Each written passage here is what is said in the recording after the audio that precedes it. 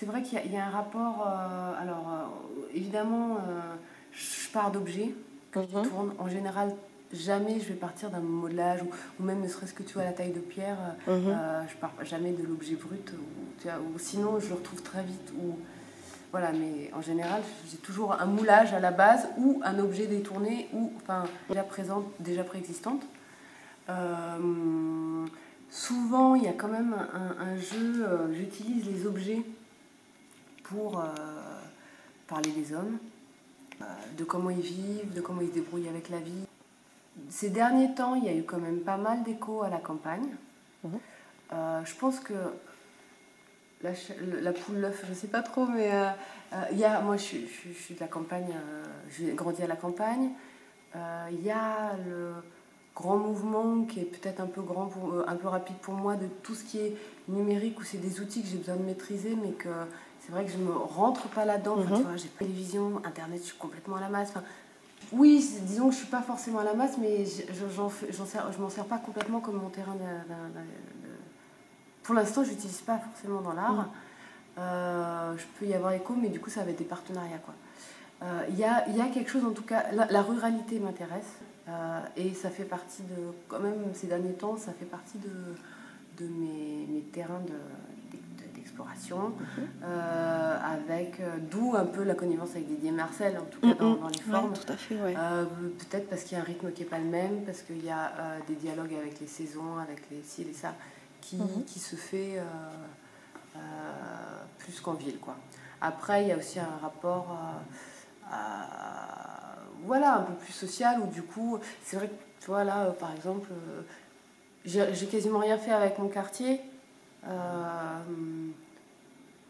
J'ai peut-être envie de m'amuser. Il y a une piste que j'ai envie de faire, que j'ai jamais fait, qu'il faut que je fasse, en fait, sur ces gâteaux fluorescents. Tu vois, mais je me dis, tiens, il y a des choses...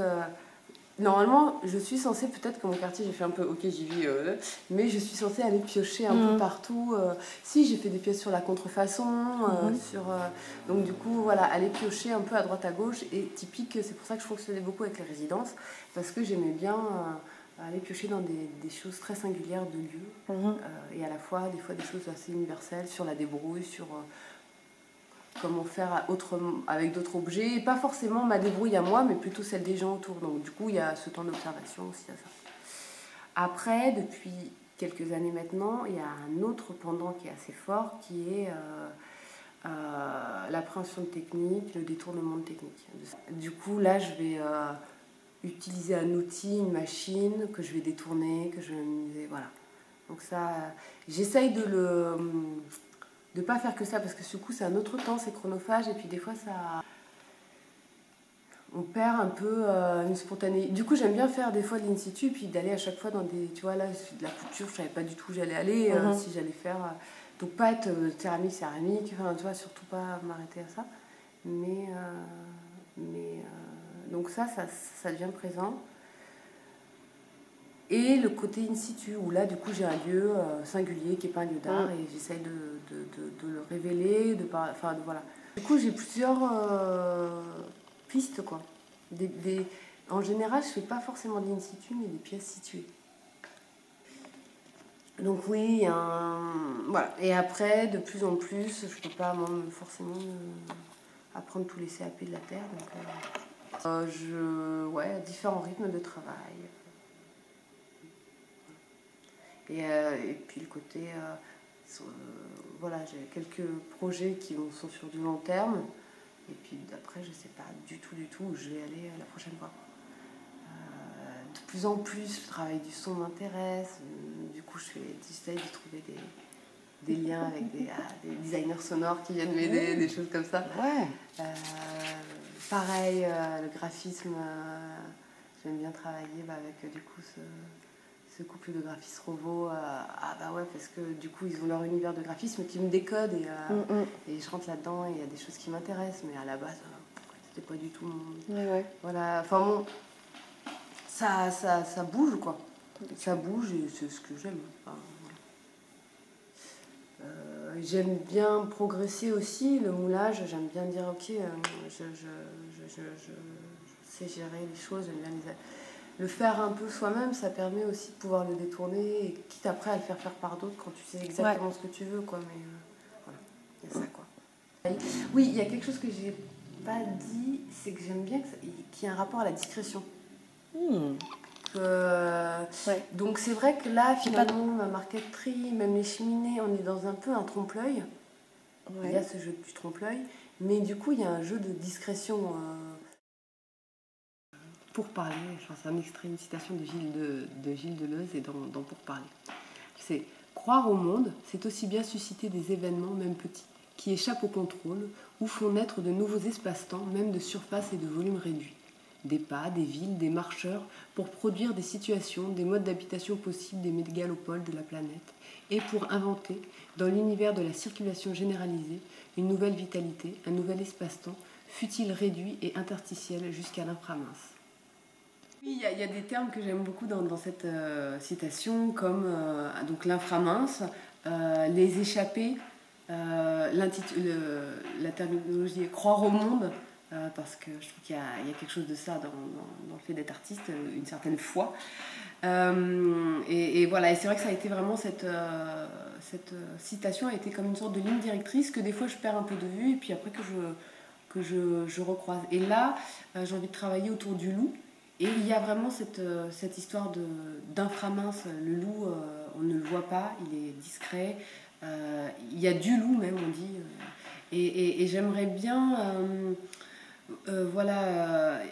essayer d'imaginer, en fait, il faudrait trouver des stimuli pour parler au loup, un langage qu'ils comprennent. Et j'aimerais bien essayer de voir si je pourrais réaliser des pièces qui seraient sous forme de stimuli, en fait, qui seraient des pièces pour le loup.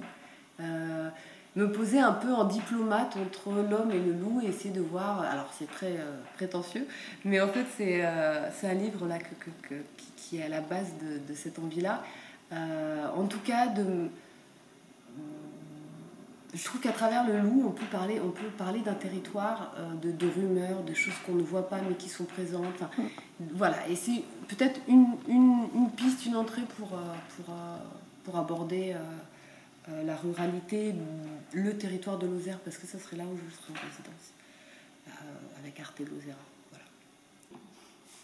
Alors, c'est l'invention, et c'est une définition que j'ai prise dans Objet réinventé, la création populaire à Cuba. C'est un objet sur le design cubain, voilà. Et donc c'est de Bozzi et Orosa, c'est les auteurs de ce livre. Donc l'invention. À Cuba, le mot invention peut prendre beaucoup de significations. Inventar est un verbe passé dans le langage populaire qui se substitue à beaucoup d'autres verbes ou recouvre des actions complexes très différentes. Je peux inventer l'argent, inventer quelque chose à manger, inventer une manière de payer le bus ou de se déplacer, une manière de vendre, de transformer la maison ou de s'éclairer le soir quand il y a une coupure d'électricité. Inventer, c'est lutter, c'est batailler pour la vie. Le terme a dépassé sa signification originelle pour embrasser aujourd'hui tout ce qui suppose une déviation, une création, pour répondre à un besoin ou à un manque. Inventer est très proche de résoudre, résolver. Autre terme récurrent dans le langage populaire. Cette manière de faire est si ancrée qu'elle est convertie en philosophie, en manière de vivre ou plutôt de survivre. Voilà, les objets réinventés, la création populaire à Cuba. Bozzi et Orosa. Mais en plus, c'est pas l'idée que ce soit moi qui suis une amine, c'est de montrer comment les gens le sont, comment ils se débrouillent, comment ils... Voilà. Donc, du coup, je me suis pas mal appuyée sur ce livre-là. J'aimais beaucoup... c'est un livre qui recense comment les gens détournent des objets pour les utiliser. Voilà. Et donc, c'était... Il y a pas mal de pièces qui sont un peu des hommages à comment les gens se sont débrouillés, comment ils font. Bon, après, maintenant, on est immergé par des vagues de Pinterest où tout le monde fait tout. Donc, du coup, c'est vrai que c'est un peu... du coup, il y a une autre image qui se colle à ça, mais... Voilà.